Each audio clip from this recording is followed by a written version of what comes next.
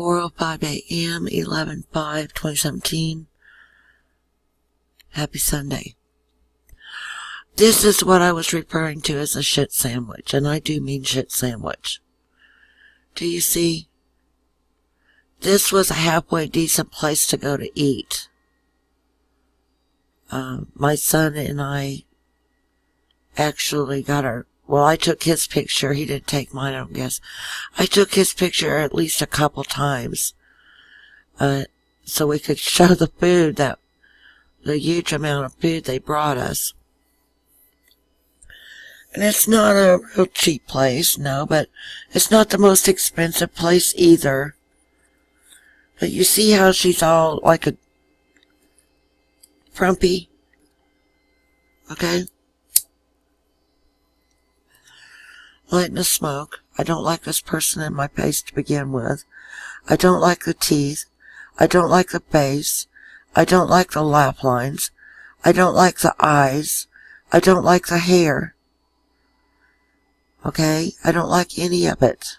This person hurt me. This person hurt my family. Tried to kill me twice. Tried to kill my family with 409. And her telling what she put my son through when we were so stupid to leave him with her and go shopping or something. Okay? But I know this Mexican restaurant because I happened, like I said, and I recognize the seating. I'm just not sure right now what section of restaurant that is. But I just don't like her overall appearance, you see? See those wrinkles? See how that's all pulled? I'm surprised she doesn't have a dirty neck.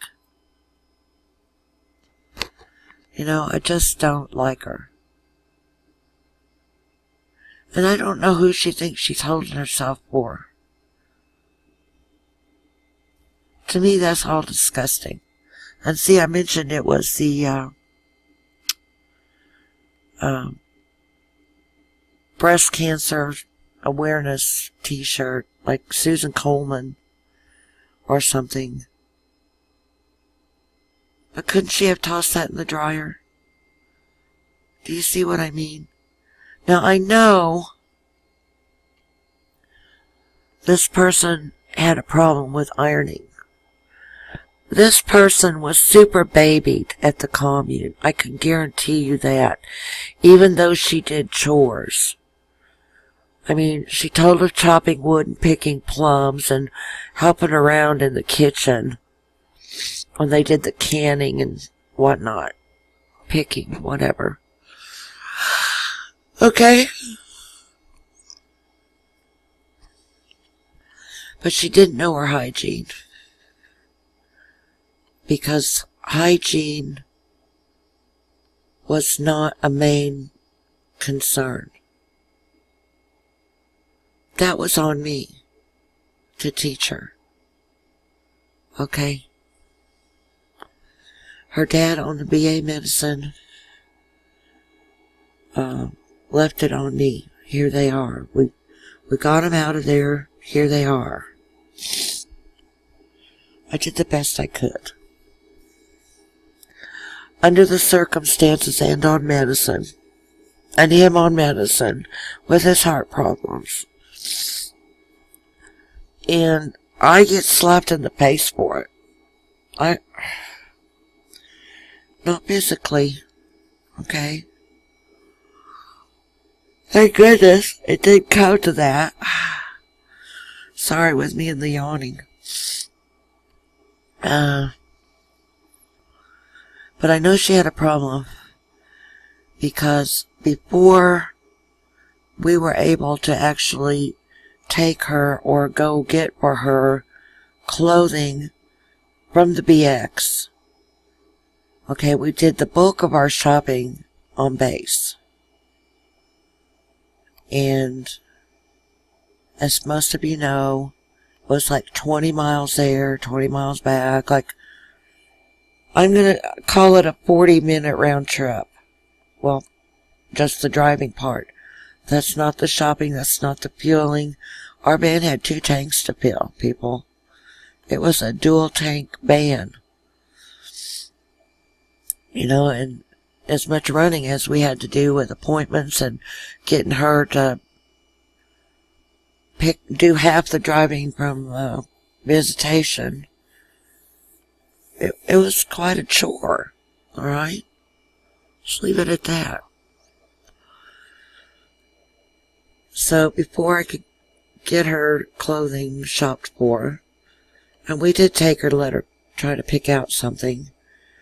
But you're talking about a person who came out of basically a cornfield into a place to shop, and we weren't the wealthiest people on the planet, so couldn't just say have at it, buy whatever you want. Had to put a limit.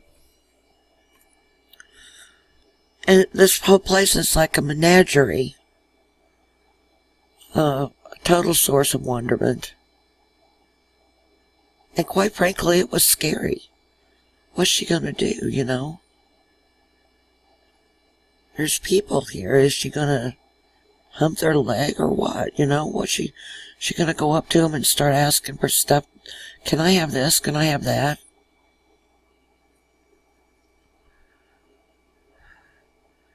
And I struggled to keep from telling her off many times. So it would turn into these long discussions. And her stuttering didn't help. Okay, I'd imagine she's still... And that's partly because... I'm not saying it's genetic, but it could be. But the boys don't do it. I never heard the boys do it once. Their dad did it. I thought we had that stopped at one point. But when people keep screwing with you, like they kept screwing with us, okay? Things reoccur. You relapse. I called an acquaintance of ours from the coffee shop that we sometimes went to, that the older brother got a job at, was thrilled to be able to get out of the house, go do a little something in some spare time, make a little money so he could buy paperback books. We'd go and just have our coffee, visit with the waitress or the hostess, whatever she was, who had been my dad's male patron. That's how I knew her. When they lived on base, her and her Air Force husband were on my dad's mail route. That's how I got introduced. So I recognized her from after that. We became talking. Started talking at the shop there. I said, I knew she had an older daughter. Slender, you know. I'm going, well, maybe she's got some clothes. So I called her up. Do you think your daughter can let any clothes she doesn't want, wants to get out of her closet, go for this daughter of John? She came here with rags. Basically nothing but rags.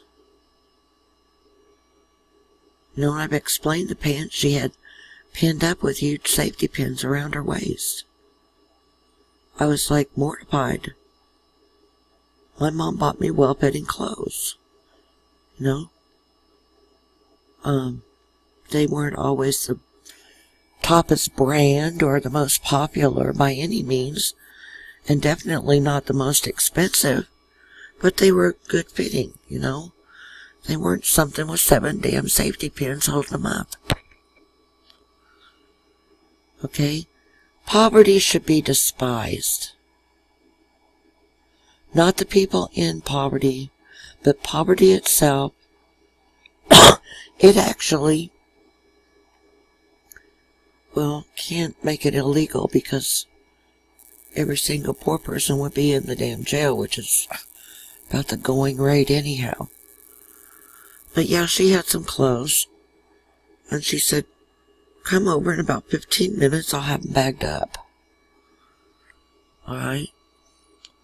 John actually drove me, but it was just a couple or 3 blocks or so. All right. She lived pretty close, just down from the post office. I believe in that next block east of the post office on the north side. And she loved flowers. She had flowers in pots everywhere. And she fixed us a little coffee. John dropped me off, went back home. Both kids were there. Maybe Bradley was even there too that day. Because my mom, she'd bring him over whenever. After she found out how family services operated, she was pretty mad. She tried keeping her cool, but I knew she was steaming underneath it. Underneath that high-necked lace collar of austereness or whatever, she was steamed. Don't you think she wasn't? So, while I'm over there, she fixes us a coffee. In her German accent, would you like some of this delicious imported coffee? I've got it made right here. We'll sit on the front porch and drink our little coffee out of beautiful mugs, cups. They were little China teacups. Oh, okay, yeah, I guess I could do that. Wasn't over there but maybe 15 minutes. I had to call John. But like I said, it was a short trip. He got back in the van, came and got me, and the couple or 3 bags of clothing. I don't remember how many. Alright, so I'm going, well, let's see what you got. It'll be like Christmas. We had the TV on, the family room. She's going through the bags of stuff, going, this, holding it up, I'm going, why don't you wear that one tomorrow? That'd be a nice one to start to school with. Tomorrow it was a red print sundress. And it was still very warm in the year for 93. And of course, if she wanted to, take a sweater along. You know how some people are. They're skinny. They think they're colder than anyone. They think fat people are hot all the time. I don't know why they get this crap in their head like they do, but they do. Okay? I say, no, that's going to need pressed. You're going to need to press that. It looks like, well, of course, it'd been down in the bag. And it may have been in the bag longer. She may have had some of them already bagged up. And then when I called, she said, yeah, I'll have them, bagged when you get here. And they were already bagged. Sitting in, back porch, storeroom, back of the closet. You know what I mean. Press it. It won't take you but, 10 minutes. Get the ironing board out. Show you where the iron is. And press it. Look nice tomorrow. Hang it up. Be ready to put on fresh and crisp tomorrow. Won't have to launder it. It was laundered. It was clean. I know my friend, she wasn't perfect, but neither was I. But you didn't store dirty clothes. You store clean clothes. Because they sit there and they smell. So if you're going to store clothes, make sure they're clean. If possible, pull the damn things up. What is wrong with you? So, I went back to watch TV with John while she was going to press her sundress.